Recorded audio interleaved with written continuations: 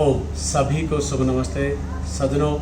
आज हम सामवेद के 1400वें मंत्र का स्वाध्याय कर रहे हैं, जिसका शीर्षक है प्रभु के 7 आदेश।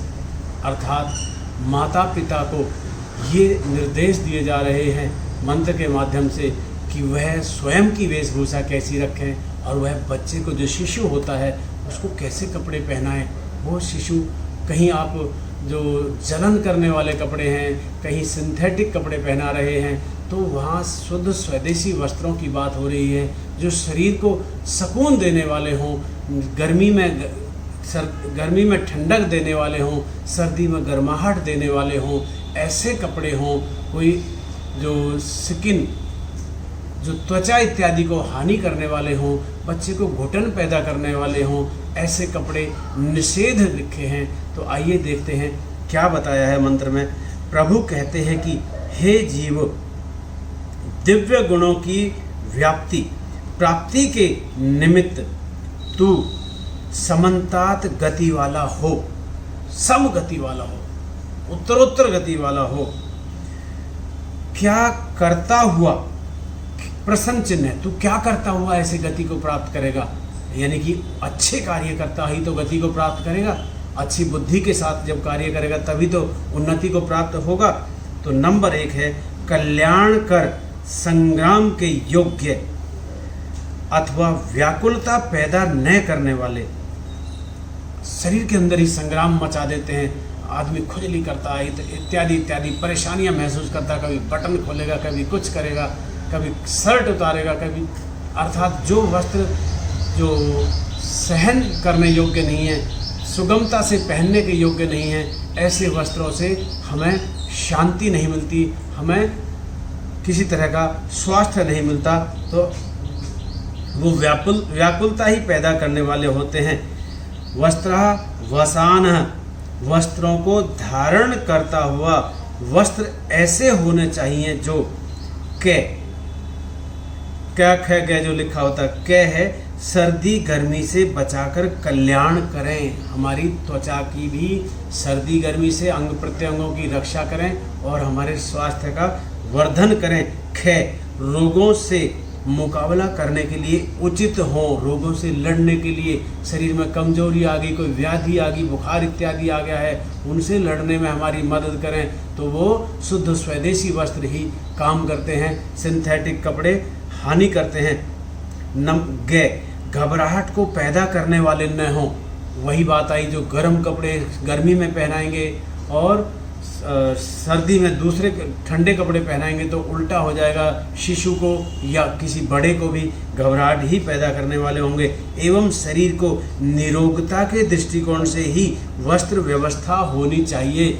वस्त्रों की व्यवस्था, वस्त्रों का जो चयन है वैसी होनी चाहिए, इस दृष्टिकोण से होनी चाहिए कि उससे शरीर को निरोगता मिले, किसी तरह की व्याकुलता और बेचैनी ना मिले। नंबर 2, महान हृदय में महान बनता हुआ दिव्य गुणों की प्राप्ति के लिए हृदय की विशालता अत्यंत आवश्यक है। ऐसे व्यवहार के लिए हृदय हमारा संकुचित होगा तो वो ठीक नहीं है, हृदय की विशालता होनी चाहिए। संकुचित हृदय के साथ दिव्य गुणों का वास नहीं होता। संकुचित हृदय, संकुचित और सिकुड़े हृदय वाले होते हैं, ऐसे लोगों के साथ सुखों का वास नहीं होता, गुणों का वास नहीं होता। नंबर 3, तू क्रांतदर्शी बन, तू दूरदृष्टा, दिव्य दृष्टा बन। वस्तुओं को ठीक रूप से देखने वाले उनमें आसक्त नहीं होते और दिव्य गुणों की ओर बढ़ पाते हैं। वस्तुओं को ठीक ठीक से देखना है, दृष्टि हमारी ठीक होनी चाहिए उनको देखने के लिए, उनको चयन करने के लिए। नंबर 4, निवचनानी, प्रभु के गुण वर्णात्मक वचनों का संसन उच्चारण करता हुआ ये वचन ही हमारे सामने एक उच्च लक्ष्य दृष्टि पैदा करते हैं। नंबर 5, चम्वो पूयमान, द्यावा पृथ्वी में अर्थात शरीर व मस्तिष्क में पवित्र होता हुआ प्रभु गुण वर्णन शरीर व मस्तिष्क दोनों को ही निर्मल बनाता है। प्रभु गुणों का वर्णन करना, उनकी व्याख्या करना, अर्थात प्रभु के जो गुण हैं उनको अपने चिंतन में लाना। प्रभु सृष्टि को चला रहे हैं, प्रभु के अनंत और असंख्य दान, असंख्य देन इस प्राणी मात्र के लिए निरंतर सदैव वर्षण होते रहते हैं, वो दान सदैव चलते रहते हैं। तो ऐसे गुणों को चित्त में घुमाते रहें, उनको स्मृति पटल पर लाते रहें। नंबर 6, विचक्षण। विचक्षण एक विशिष्ट दृष्टिकोण वाला। संसार में यदि हमारे जीवन का एक उत्कृष्ट दृष्टिकोण होगा तभी हम कुछ उन्नति कर पाएंगे, अन्यथा हम पतन की ओर और अवनति की ओर ही जाएंगे। इसके बिना तो बहना मात्र होता है, यानी कि उस समय उस स्थान से उस स्थान थोड़ा सा चलना मात्र होता है, उन्नति करना नहीं होता, उन्नति नहीं। नंबर 7, जागृति। एक ऊंची लक्ष्य दृष्टि के साथ हमें सदा जागते हुए होना चाहिए, अर्थात सजग रहना चाहिए, दृष्टिकोण ऊंचा होना चाहिए, उन्नत होना चाहिए।